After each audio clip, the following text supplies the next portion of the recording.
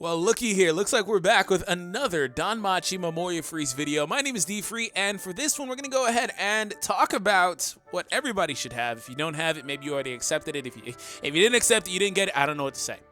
This is compensation for issues on skill descriptions. Now, that's probably in the news. I don't really care what the issue was. All I care about is that everybody, by my estimation, should have a 4-star adventurer ticket. Now, I was notified of this on Twitter, and I didn't even know. So we're going to go ahead and grab that.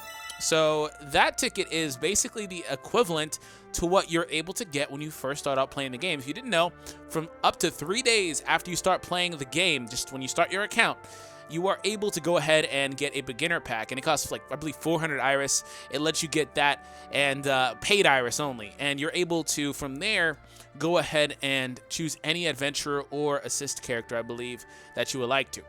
Now, I'm not so sure on the assist part, but I mean, I chose an adventurer. So let's go ahead and take a look at the shop. And if you didn't know, there's going to be a lot of characters in here. Now, one thing I want to say before we actually do that is be aware of this. So in the news, I asked for clarification. I haven't received it yet, so just kind of take this with a grain of salt.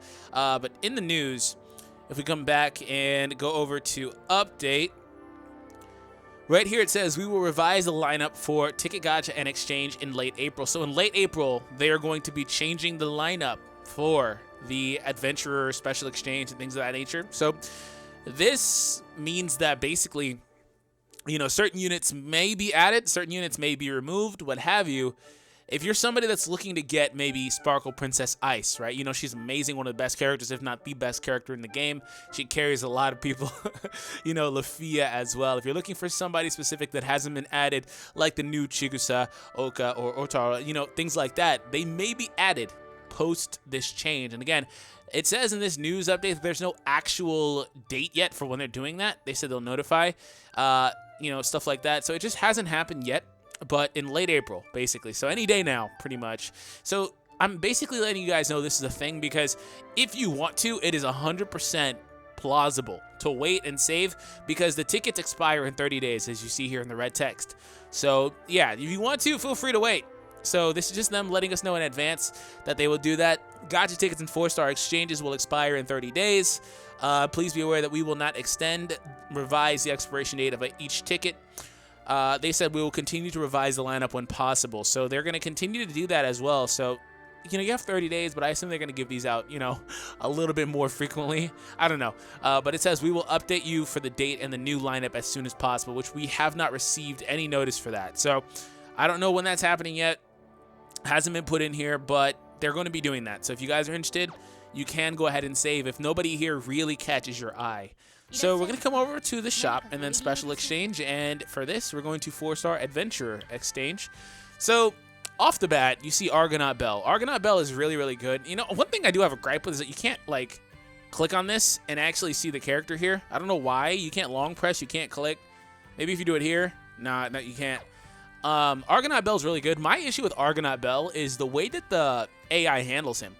On autoplay, he'll use his rapid firebolt a lot, which it's not very good in my opinion. He's not the best magical attacker. He has also got kind of crappy strength as well. But he's a good character to carry you through a lot. And then also if you're playing through Bell's story, there is a bit of a bonus for him. So if you want to pick him, you know, you can run him. He's basically the best Bell available.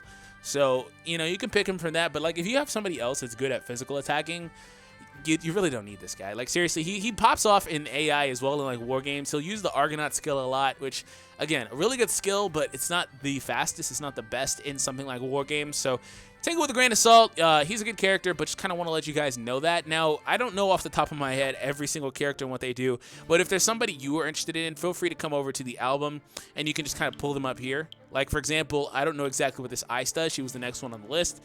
You can just kind of see her skills. Now, this one seems to be self 75% strength raise and physical resist for 4 turns. I wish she would give the physical resist to all allies or something, but she's really good. That's a really good ability. Now she does a bunch of physical attacks with Ultra Wind Magic indexed to her strength stats. So this ice is actually really good as well.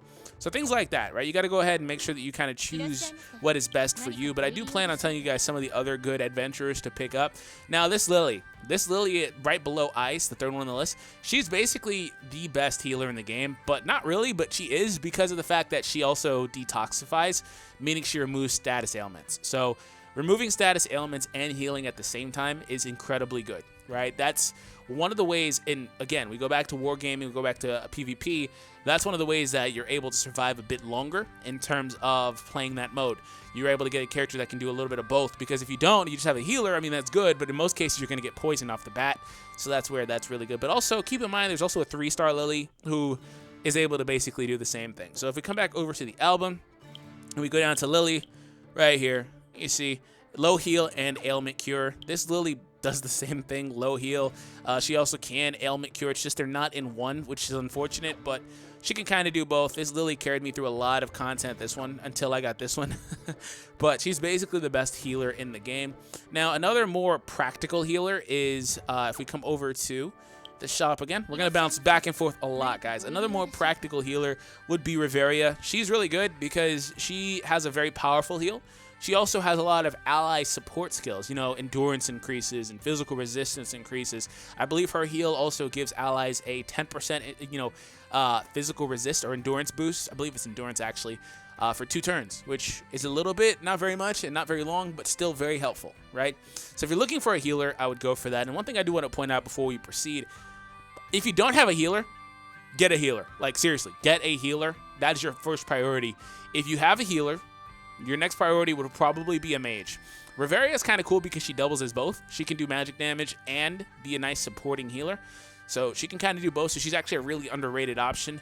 And then I would say, unless Sparkle Princess Eye's in here, right? You know, if she isn't right now, then I would say a physical attacking unit would be your next one. And the reason why I put physical attacks at the bottom is because of the fact that they get nullified a lot in later game stages. Like, for example, in Rampage, that freaking stage 20, you know, boss, he's really annoying. He literally resists all physical attacks, right?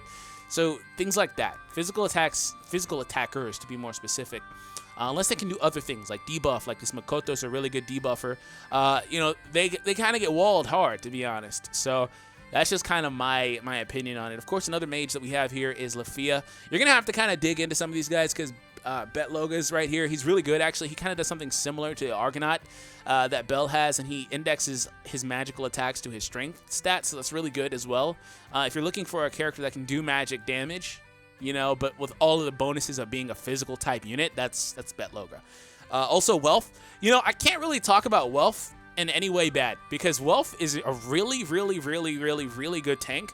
He could take a lot of hits. He also can go ahead and taunt foes, which is basically where he makes himself the single target. So if he's making himself the single target, you can last through a lot of content. He has a lot of HP. I'm actually very interested in maybe getting that, just so I can limit break him to a second limit break, give him a little bit more to his stats and stuff like that. But I know that it's kind of late in the video, but just for a general analysis, like I said, if Ice is here, if you're looking at this in the future, I would go for it. My next best bet would be this guy down here, Fells, because Fells is really good. But I will say, if you don't have any limit break potential for Fells, he's good, but he's really squishy. His endurance is incredibly bad. Like, he goes down really easily, and that's not super good in something like Wargame. Now, you can patch that up. If you have like Sly Cat, Chloe, you know, you can live through that. Things of that nature, you can make do, right? But he's not super good otherwise. Tsubaki here, incredible unit. She's probably, I would say, the next one I would pick on that list. And also, oh yeah, the Lily at the bottom. So that Lily's actually really good. Let me go ahead and show you guys the Lily at the bottom. We come over to the album, and we come to that Lily at the bottom. The Onsen Lily. Alright, so Ultra Earth magical damage with a 30% chance to stun for her special. High Earth magical damage and Earth resistance minus 30%. So what that does is they're not able to. She does a lot of Earth damage, right? She is able to hit really hard because a lot of characters don't have any sort of Earth resistance, and even if they did, she's going to do increased damage because, you know, she's going to reduce their resistance by 30%. And you know, this one down here, 40% for 3 turns. Also avoids KO. You know, Assault Potion, she's able to avoid KOs. I believe Anya has that skill as well. So that's just kind of how things break down for you guys. So let me know in the comments what you decided to choose. I know I glossed over a lot of them, but I didn't. I wanted to kind of let you guys know. Hopefully this was, you know, as, you know, explanatory as it could be, if that's the right word, because there are a lot of good units. And first and foremost, I do want to say, make sure you just choose who you want to choose as well. Get what character fits your team, fits your setup. Like, for example, this Mikoto in all the tier lists I've seen is always incredibly bad, but she's actually really good as a debuffer, for example. You know, you can't really just take tier lists or things like that. She's actually a really good debuffer. Like, if we take a look at her, ultra physical attack, high physical attack with ultra counter rate. So that's why she has high dexterity. She's really good at counter hitting, which, you know, is not, counter hits are clutch, right? It's not the most crazy thing, but they're incredibly clutch. So you give her a character, an assist that has good strength and dexterity and or agility, she can be a really good unit. Now, the reason why she's pretty low is because her strength, right? Like, her strength is really bad. So she doesn't hit incredibly hard. She doesn't even hit S, you know, for strength whenever she's max limit broken, and she barely has 2 S's. So I get why she's low, but she's still useful, right? Agility and strength down debuffs, 35% for 4 turns. 35% strength debuff is incredibly powerful. That is incredibly powerful in terms of physical type oppositions. The ones that hit you for physical damage, that is incredibly powerful, right? 35 is a lot. So, you know, just kind of look at them, take your time with it. So for that, we're going to go ahead and end on this. We're going to go back. And honestly, I don't know exactly who I want to take yet, because there are characters in here that I have limit breaks for, or I want to get a limit break for, or another limit break, or what have you. And I'm not 100% certain, because I really want Fells. I've always wanted Fells. And the first time we had one of these, when I got the beginner pack, I actually chose Bathroom Ice right down here, because she's ice and she's like in a bathrobe, you know what I'm saying? Like, maybe I'm just a little perverted. You know, and also Asphy, I believe she's about to get a banner centered around this one right here, so don't choose her, by the way, guys, unless you really want to guarantee you get her. You know, and Tsubaki is incredibly good as well. Philvis is okay. She's one of the better mages. And then Black Cat Koi, and then, you know, it's like there's a lot of option. So I really don't know. And I have the Tion. I need the Tion technically for collection. So I think I'm going to go ahead and go with Wealth, just because I know what Wealth can bring. And I like him defensively. Now, him and Oka together is such an incredible wall that I might go for it. Otherwise, I'm debating going between Fells and Riveria. I would for sure go for Fells. It's just maybe I'm overvaluing limit breaks. You know what? Let me just not even think about it. Let me just pick Fells, because I've always wanted him. Let me just pick him. I'm just not even going to think about it. Just picked up my Fells, added him, and the reason why I wanted him as well is because he's such a good adventurer. He's so good, and look at the endurance though. Like I said, these are his max stats in a limit break. He's got really crap endurance. He's pretty fast, I guess. Magical ability is an A rank as well. So overall dexterity and magic, I believe, go out to SS. SS and AASS at the top.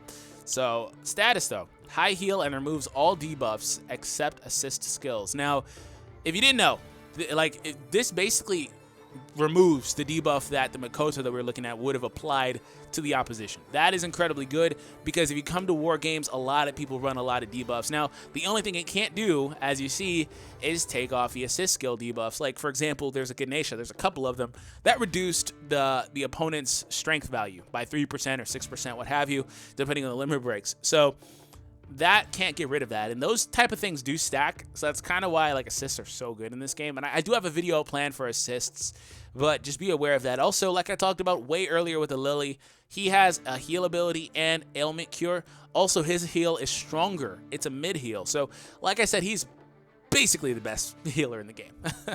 Also, the first ability is a high heal and removes that stuff. I didn't even look at the fact that, you know, he basically, if you have any sort of ailment deficiencies, he can take care of them. You know, debuffs, ailment deficiencies, and things like that. Also, not only that, God's Theorem, he is able to give your allies physical resist and ailment resistance, plus 20% for 4 turns. So they are going to be less prone to pick up, you know, the poison that comes in, you know, second round, or once you take out one of the opponent's characters in war games, or just in general, you know, you're playing in story or whatever, PvE. and you know, you get a status inflictment, so he's more likely to allow the characters to avoid something like that. Also, physical resist, you know, that means that they're going to be taking a lot less damage. 20% is awesome. They're going to resist that physical damage. Also, he's also got a he also has a magical attack as well, right? So thunder damage also high, so he's pretty good. Like I can't knock him. He's really good. Now, in most cases, you're not going to get that top one, because that's the special skill. But nonetheless, he's able to apply resistances. And applying resistances and removing ailments is all he really needs to do. Now, you know, that's basically all he really needs to do in most forms of the content anyway. So that is it for this video. Hope you guys enjoyed it. If you did, make sure you leave a thumbs up on the video. And let me know in the comments who you guys went with. You saw I was a little bit conflicted towards the end. I really did want to go with, like I said, Welf, because I love Welf. I know that he can bring just, you know, whatever I need him to in terms of the defense, right? Because here's how he is now. I do want to get him some better equipment, but look at this, man. Strength boost and 20% AGL debuff, right? So that's pretty awesome. Slows him down. He's also able to reflect magic attack. That is incredibly good. For example, against that boss on hard, he reflects that boss's, in rampage mode, he reflects that boss's magical attacks. All he does is magic attacks. So he reflects them, and they take the damage. Also, I go out there in War Game, and they have a Lafia out there. If Lafia tries to hit him and he has Will-O-Wisp active, Lafia takes that damage back. So not everybody, like everybody else will still get hit if she does like an AoE skill, but he's able to avoid damage on himself. Also a very high amount of HP, has very good abilities down here as well. Only thing that sucks about him, in my eyes, Waterhawk isn't very good. I just don't like it, but maybe that's just because I don't have as many limit breaks on him. He doesn't really do a lot of damage. He's a tank. He's a defense type unit. 2100 HP, things of that nature. So I really was going to get one. He's really good. But that's just it. Anyways, thank you guys. I've went on long enough. Have an awesome day and take it easy. Peace out, guys.